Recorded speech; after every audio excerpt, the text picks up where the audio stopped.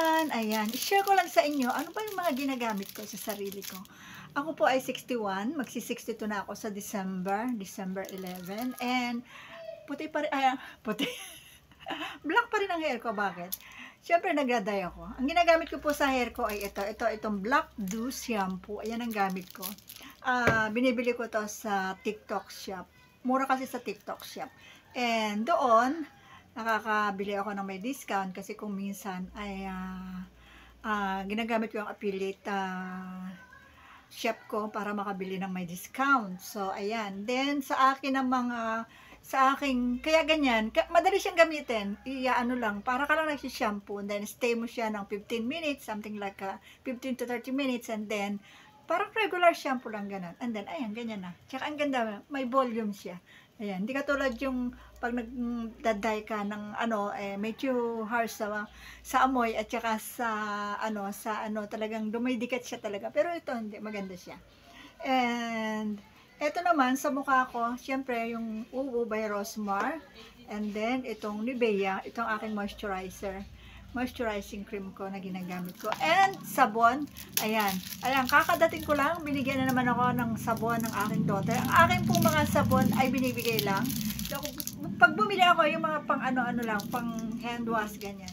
Yung mga kinikilo na sabon na papaya soap. Yan ang aking binibili para sa kamay. Panagugas ako ng hands or minsan sa paa. Bumibili ako ng 4 kilo na papaya soap, and then pero pagka sa face, eto ang ginagamit ko ay mga binibigay lang sa akin na sabon ng aking daughter.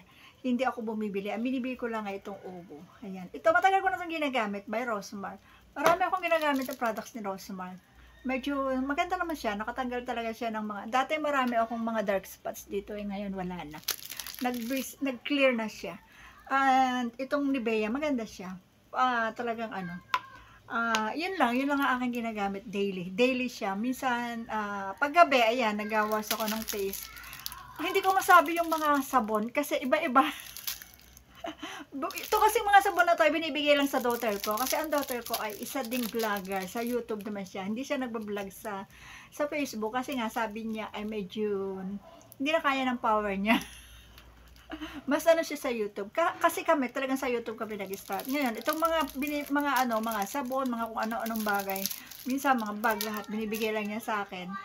Lalo na dati nung kalakasan ng pandemic, kalakasan ng YouTube noon. Talagang ang dami dumarating na products na binibigay lang sa kanya.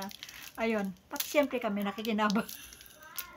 Yung binibigay lang sa akin yung mga sabon, kaya iba-ibang name. Ayan, ito Argan Soap, ito ay GL Cosmetics. Yung nakaraan naman, binigyan din ako, galing naman ng Thailand, mga pasalubong sa kanya ng mga clients niya. Tsaka may iba pa siyang business na sa Instagram naman niya, nakapost.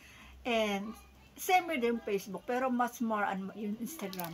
Hindi rin, medyo, yung ibang product binibili niya, pero yung iba talagang binibigay lang sa kanya. Ayun, kaya ako lagi akong may stock ng mga kung ano-ano na kahit lipstick ko, lahat, bigay lang lahat sa akin. Bag, lahat, bigay lang. Ito, ginawa ko to.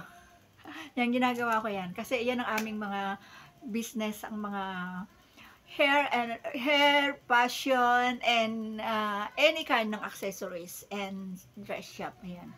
Gowns, lahat. Yan ang aming business. Kaya lagi akong ganito. Ayan, yun lang aking may share, ang aking mga daily beauty products na ginagamit. Mga nahihingi ko lang. Ito lang ang binili ko. Ito. Dito kasi, nagandahan ako dito kasi siya. Madaling gamitin. At saka hindi siya humahawa sa skin. Ayan. Maganda. At saka matagal din. Nakasave pa. Mas nakakamura kaysa dun sa binibili na yung nakapack na isa-isa. Mas gusto ko siya, hindi rin siya masakit sa ilong. Hindi siya harsh sa amoy, tsaka sa scalp. Ayun, yun lang. Kaya medyo may volume ang hair. Ayan. Hindi ako nag-conditioner kasi nawawala ang volume, parang bumabagsak siya. Pero ito, ayan, ang gamit ko lang naman ay Palmolive shampoo. With conditioner na siya. Then, tsaka i-blower ko lang siya. Ayan, nagkakaroon ng volume. Di ba ganda? Kasi pagka nagko-conditioner ako parang bagsak na bagsak siya, parang ano, ang nipis ng buhok ko, ayan, nawawala ang pagiging ang volume niya. Gusto ko yung may ganito kasi manipis ang hair ko, ayan. Ayun ang aking mai-share, wala lang, na-share ko lang. Thank you so much everyone, bye-bye.